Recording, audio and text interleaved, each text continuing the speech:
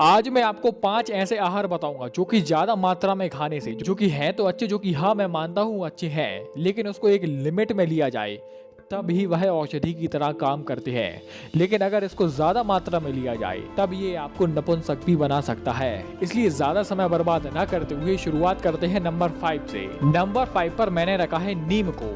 नीम जो कि बहुत फायदेमंद होती है, हमारे डाइजेशन के लिए बहुत फायदेमंद होती है, हमारे बालों के लिए बहुत फायदेमंद होती है। लेकिन अगर इसको लिमिट में लिया जाए तब तो यह औषधि की तरह काम करती है और परम औषधि की तरह काम करती है। लेकिन अगर इसकी एक्सेस हो जाए, अति हो जाए, तब यही नीम न केवल आपको नपुंसक बना सकती है बल्कि इसकी अधिक मात्रा में लेने से आपके शरीर में खुश्की भी आ सकती है, यानी कि रूखापन भी आ सकता है। अब बात करें इसकी डोसेज की, यानी कि इसको कितनी मात्रा में लेना सेफ होगा, तो महीने में इसको 3 से 4 दिन और मैक्सिमम 4 से 5 पत्ते ही लेना है। और मिनिमम बात करें तो अगर आपने लगातार 4 से 5 पत्ते 3 या 4 दिन तक इसका सेवन किया है तो आपको 15 दिन का गैप दे ही देना है। और 15 दिन के बाद फिर से 3 से 4 दिन आप 4 से 5 पत्ते नीम का सेवन कर सकते हैं। अब आगे बढ़ते हैं और जानते हैं चौथे आहार के बारे में, जो है सौंफ।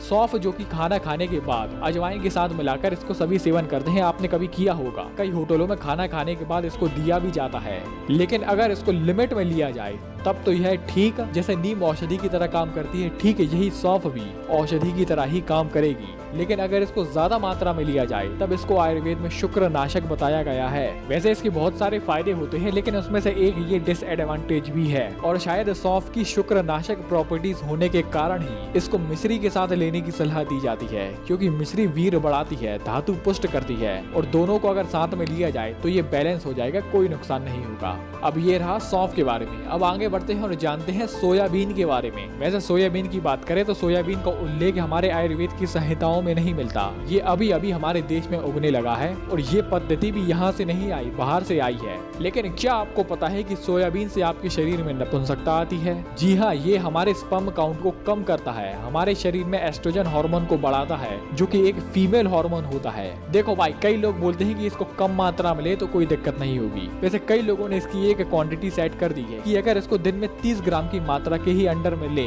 या मैक्सिमम 30 ग्राम तक ले तो कोई दिक्कत नहीं होगी। अरे भाई साहब, इसको 300 ग्राम ले या 30 ग्राम ले, दिक्कत तो होगी ही होगी, प्रॉब्लम तो होगी ही होगी। अब चाहे वह कम मात्रा में हो या ज्यादा मात्रा में हो, कम प्रॉब्लम हो या ज्यादा प्रॉब्लम हो। लेकिन मेरा मानना यह है कि अगर आप कम मात्रा में ही उसका सेवन कर रहे हैं और कम मात्रा में ही आपको दिक्कत हो रही है तो वो हो ही क्यों, दिक्कत तो दिक्कत होती है, अब चाहे वह कम हो या ज्यादा हो। इसलिए सोयाबीन तो हमें कतई नहीं लेना है, क्योंकि एक तो ये अनाज बाहर से आया है, इसको पचाने के लिए बाहर की आबो हवा चाहिए पड़ती है और यहाँ का एनवायरनमेंट बाहर के एनवायरनमेंट से अलग है। इसलिए सोयाबीन हमें ऐसे नहीं लेना तो वैसे भी नहीं लेना। अब ये तो हमने सोयाबीन के बारे में जाना। अब हम आगे बढ़ते हैं और जानते हैं सरसों के बारे में। सरसों के बारे में भी अष्टांग हृदय में महर्षि बागभट्ट ने बोला है और उसमें उन्होंने सरसों की कई प्रॉपर्टीज भी बताई हैं और उसमें से एक है कि यह शुक्रनाशक है। लेकिन शुक्रनाशक होने के साथ साथ ये कफ और वात वालों के लिए बहुत फायदेमंद है। ये उनकी प्रकृति के लिए तो अच्छा है, यानी कि ये कफ और वात को बैलेंस करता है, लेकिन इसके साथ साथ ये शुक्रनाशक है तो उसको लिमिट में ही ले।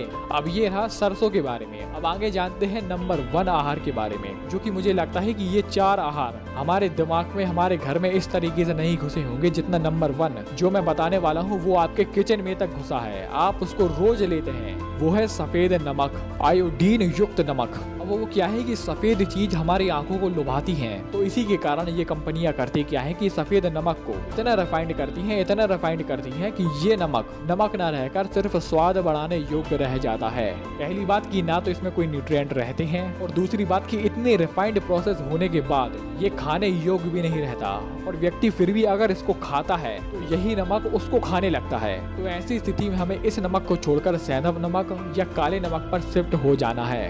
पहली बात कि ये सफेद नमक पचने में भारी होता है, ना तो इसमें कोई पोषक तत्व होते हैं, और वहीं दूसरी तरफ सैंधव नमक की जो कि पचने में हल्का होता है, वीर बढ़ाने वाला होता है और पोषक तत्व की इसमें भरमार होती है। इसलिए हमको हमेशा सैंधव नमक ही लेना है। आपने वीडियो यहाँ तक देखी, आपका बहुत बहुत आभार, धन्यवाद।